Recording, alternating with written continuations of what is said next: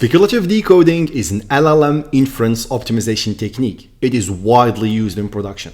I want to talk about what it is, the intuition behind it, and how it came to be. Once upon a time, there was a baby llama and a big llama, and they worked hard together to defeat the evil that took the form of high latency and low throughput.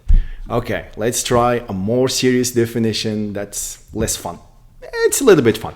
So, speculative decoding is an inference optimization technique that pairs a target model with a lightweight draft mechanism that quickly proposes several next tokens. So this lightweight draft mechanism, it could be a smaller model or any other technique that's capable of proposing or suggesting mini draft tokens quickly.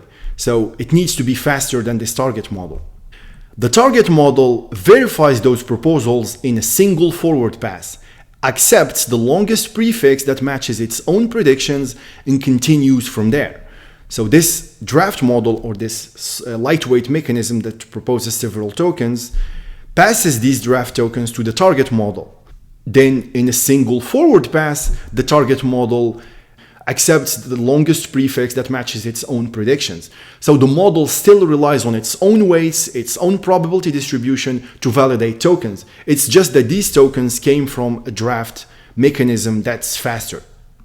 Compared with standard autoregressive decoding, which produces one token per pass, this technique lets the system generate multiple tokens at once, cutting latency and boosting throughput without any impact on accuracy. So we defeat the evil of high latency and low throughput. And as it says, we keep accuracy and we improve throughput and lower latency. So the draft model is merely making suggestions, draft tokens, and then it's up to the target model to either accept or reject these. And there is zero impact on the result as long as we follow the probability distributions and the sampling properly. So that's the gist. So why does speculative decoding work? What's the intuition behind it? There are two key observations at play here. The first one is the following. Not all tokens are created equal. Some tokens are easier to predict than others. Let's look at the following example. So we have this question, how can we solve special relativity? Then we have the beginning of an answer to solve special. Looking at this, if we give this to a language model, we can see that it's easy to predict that what comes after special is relativity. We need to repeat part of the question to provide an answer. So even a smaller model is capable of predicting this. Or even if we take general LLM completions, some questions or some prompts are just easier to complete than others. If I ask about the capital of France, even a small model knows that the answer is Paris.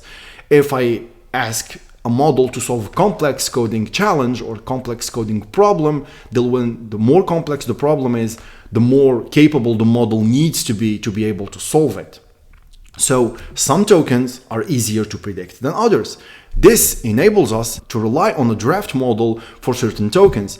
So for the easy tokens, the draft model gets it right, and the target model validates and accepts these tokens and keeps going, and it's faster. For less obvious tokens, the draft model can make mistakes, but that doesn't matter because the target model still rejects these wrong tokens and predicts the correct ones that it would have predicted anyway. So that's the first key observation. The second observation is that LLMs are often memory bound. What do we mean by that? So there are two key metrics that we care about when it comes to GPUs.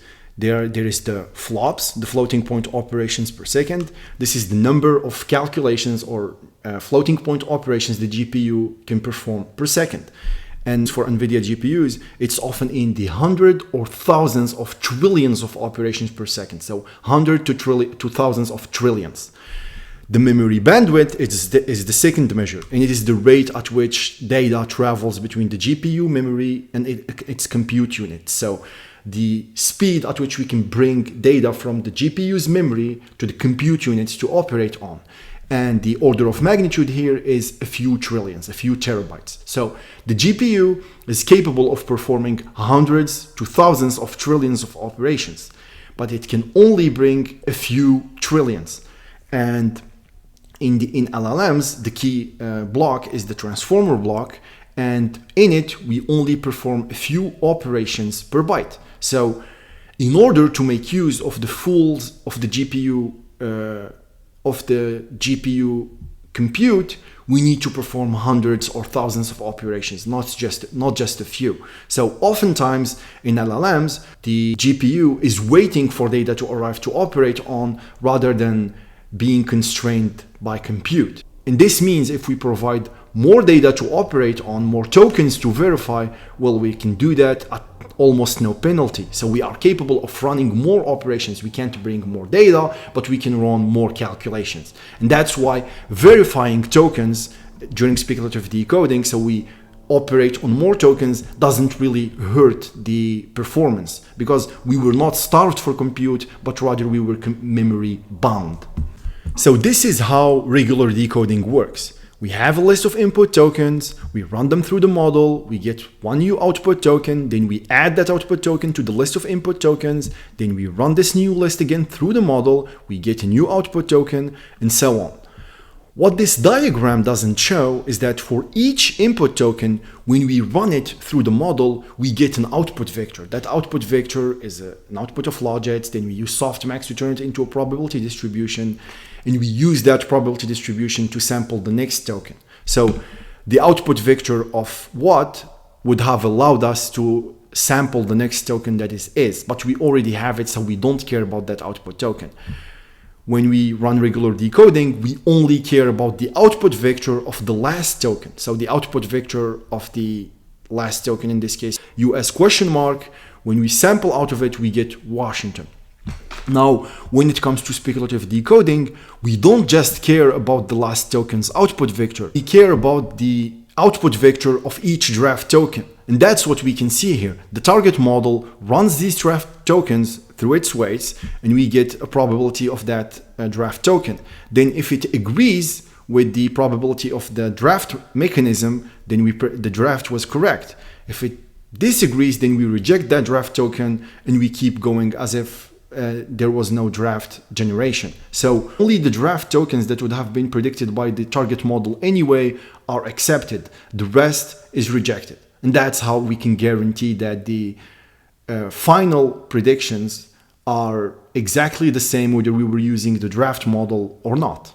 So in our initial description, we said lightweight draft mechanism. We did not say draft LLM or draft model, because this mechanism could be anything. We looked at a draft model or a smaller LLM, but it could have been any function that suggests tokens that are somewhat reasonable.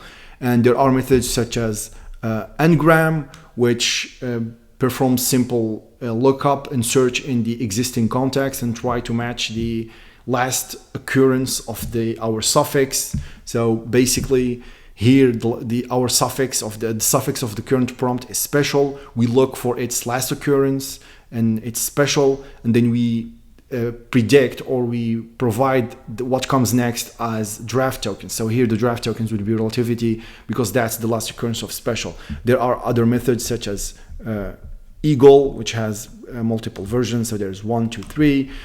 And that's a separate model that's trained and relies on the hidden states of the target model.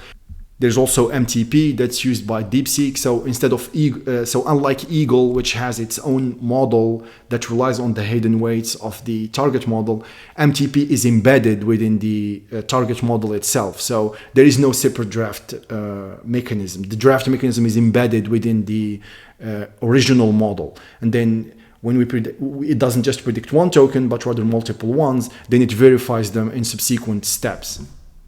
So any technique, mechanism, or model that's capable of generating draft tokens that are somewhat accurate quickly is fair game for speculative decoding. Anyway, the key idea is that it needs to work hard with the target model to fight the evil that's high latency and low throughput. I hope this has been informative. Till next time.